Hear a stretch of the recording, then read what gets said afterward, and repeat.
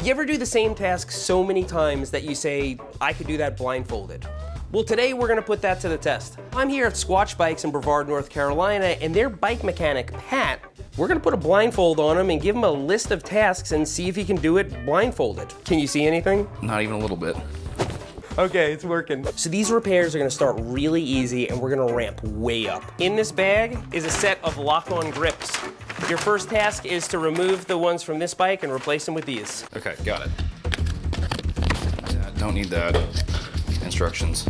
Okay, this is coming out. The one difficult part is there is a left grip and a right grip. So he's gonna have to get that right and he's gonna have to get the grips oriented correctly. And hopefully he's done it enough times to do it by feel. See how he does. I know they're ergon grips, but I've never not visually paid attention to which one says right and left. This feels right. If the bolt head was on top, it would stab you, so it's gotta go this way. Okay, so he is trying to figure out where the top and bottom of the grip is. He's also going by the bolts to see where the left and right is. See, there's the head of the bolt, and then there's where the bolt comes through the clamp. That's all he can do. There's no other indicator on the grip. Okay, finding the fitting is more difficult than I thought it was gonna be. Come on. This is gonna look ridiculous. Oh, I got you. So Pat says he's done. I've asked him to step away and we are going to assess the repair. He got the right and left grips correct, but they're not right side up. They're completely upside down, like perfectly upside down. And you can see on the grip, there is a little up. Would these work on a mountain bike trail and be safe? Yeah, absolutely. And the left and right is correct, but the little design on the grip is not in the right spot. So I can't give this a passing grade. How did I do grips wrong? All right, next repair, he's gonna have to replace the chain. Here is the paper bag. Okay. Inside the paper bag is a brand new chain. I need you to take the old chain off and put a new chain on. Can you hold that for a second? All right, drawer two, come to daddy. Oh yeah. He's serious, he's cutting the old chain off. That means he can't lay both chains out on the bench. He has to determine what size the chain is himself. There's no other choice. Rule number one of being a mechanic, never trust somebody else's work. Where's the bench? All right, good technique. He's smashing the SRAM box. This is that cheap aluminum Kent bike, isn't it? It is. So this is not a cage lock derailleur, is it? It is not a cage lock SRAM derailleur. It's a clutch. How am I gonna know that that's on the last cog? So he's trying to make sure that the chain is on the smallest cog on the cassette, and he knows that I might throw him for a loop and just set the limits wrong. And so he's not trusting it. He's really trying to make sure it is on the smallest cog. I don't have to cut it.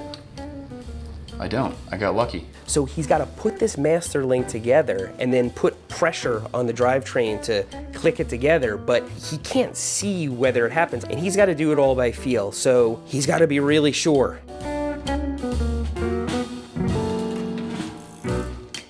Yeah, I'm done. All right, you can step away, and I'm going to assess the repair. Where's that rock? All right, yeah, he did set the master link in place. It does appear to be the right length. And you know what's really impressive? The way I would have done it is I would have carefully removed the old chain, laid both chains out on the bench, and ensured that they were both the same length, because you can do that by feel. Now, because Pat is a professional mechanic, he refuses to do that, because if the last mechanic sized the chain wrong, then it's sized wrong. So he sizes every chain on the bike and actually uses his experience. This is an extremely impressive repair. So 10. Woohoo! So we're gonna ramp things up a bit, and this one can get a little bit messy. So what brake bleeding entails is getting all the air out of the hydraulic brake system and just making sure it's filled with fluid. And these are not any set of brakes that he would have ever worked on before. So come up here to the handlebars. You got hydraulic disc brakes. I'm not gonna tell you which ones they are, but they do take mineral oil. You gotta do a lever bleed, that's it. So you don't want the lever pointing straight down because all the fluid will come out. And so he's loosening the clamp to turn the lever up for the brake bleed. But then the next step is a lot harder. He has to figure out where the bleed port is. Is it a metric or is it a Torx? No. Oh, this is a dangerous game. What are you? Did you already break this? Do we know that the fitting is good? It's good. Okay, it has to be a Torx. I don't even know what the bleed port is, so he's gonna have to determine which wrench fits in there to get it off. There you are. I get hit in the face with a handlebar. Ah, I got it. Oh, it's a T15. He found it. That's insane. First, he figured out it wasn't a hex, and then he got the right one, the T15. My mind's actually kind of blown. Don't lose the fitting. Funnel and fluid, please. Are you sure this is the same thread pitch as the Shimano file? It's not. He figured out that the bleed funnel didn't fit, and he asked us for a TRP bleed funnel because he needs a little bit of a bigger thread. That's something only an experienced mechanic is going to notice. Okay, got that. Ooh, too much. More is better than not enough. How close? I'm right up there, aren't I? No, okay, that's enough space. Feels solid. I know I'm getting bubbles out of it. It wasn't too bad to start with. Ow.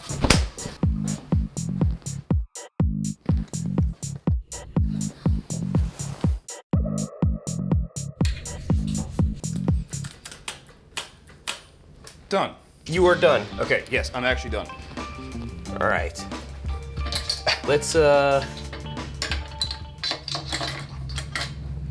That was insane. First off, he did it successfully.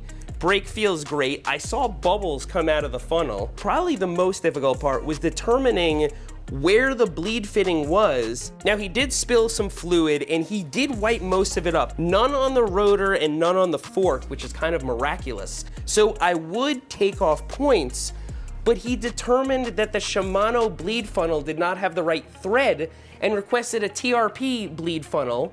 And these are Zoom brakes and the thread fit. So I have to give him a 10.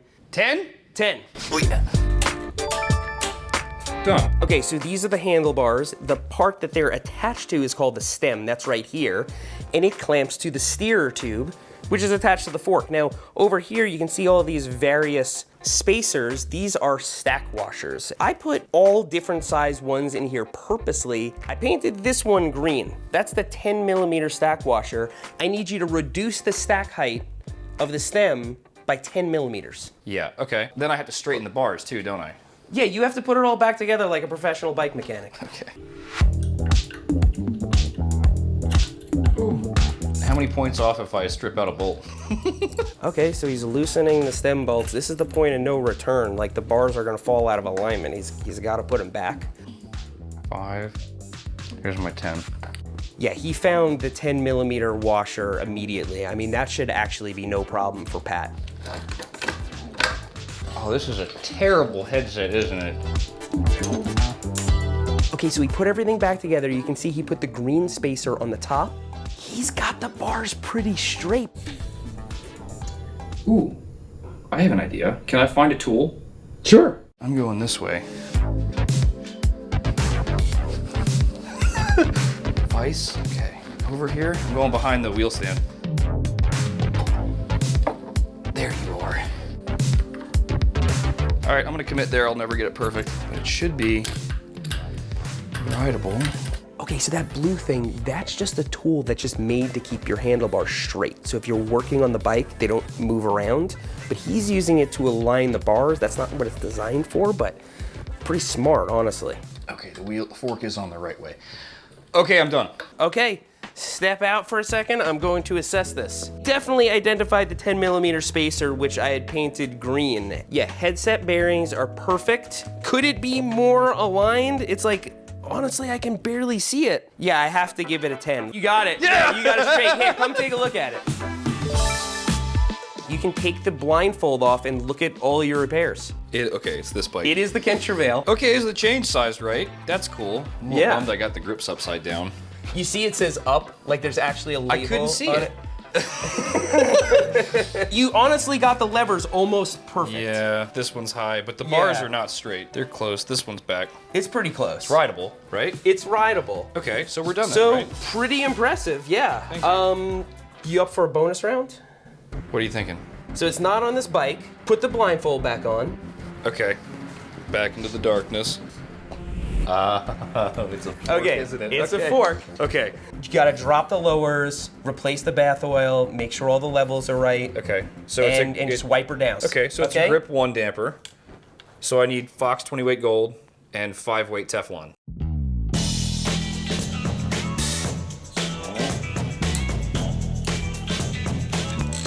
If I break your fork, it's fine, right? It's fine.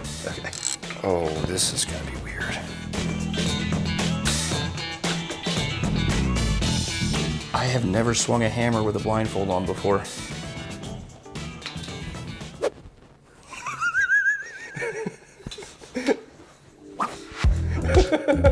No! Yes! I have to put a bucket underneath it. Suspension service is not a beginner repair, not by any means, and so this could get messy. I hope that bucket's there. I hear bucket, but I don't think it all went in there. Nope.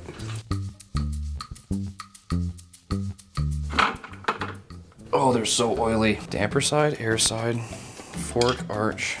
Now I need oils. This is 20 weight, which goes on the air side. Air side is the disc brake tab side.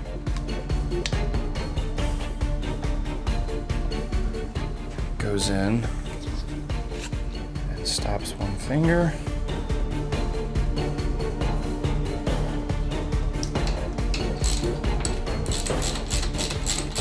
Okay, I think I'm done.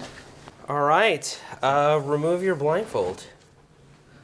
I didn't put the arch on backwards. I was worried about that. No, you got it right. Definitely oil all over the lowers and stuff, probably from your hands. On the 5 weight, you went a little over. Okay. And that was a quicker fork service than I've seen people without blindfolds do. I'm gonna have to come up with harder repairs for you next time. Next time. There's a next time? Do you guys want to see you next time? So there you go. I'm really, really impressed. Let me know if you want to see something like that again, and I'll come up with some really difficult repairs. So what I'm most surprised about is that the easiest repair ended up being the one that he did least effectively, which was the grips. He got them upside down. There's a little up label on it, and you would have to have just installed those same grips a million times to really know where it's supposed to go. Everything else he did, not completely perfectly, but better than most home mechanics would, and sadly better than a lot of professional bike mechanics would have. I hope you enjoyed this episode of Blind Mechanic. I hope you learned something, and if you didn't, hope you at least found it entertaining. Thanks for riding with me today, and I'll see you next time. All right, one last repair. I thought we were done. Set both the front and rear tire to 23.5 PSI. 23.5 PSI. Yeah, They're tubeless? they are. 23.5 PSI. Okay. Why do I need a blindfold for that? There's no gauge on the bottom. 18. 18? Oh.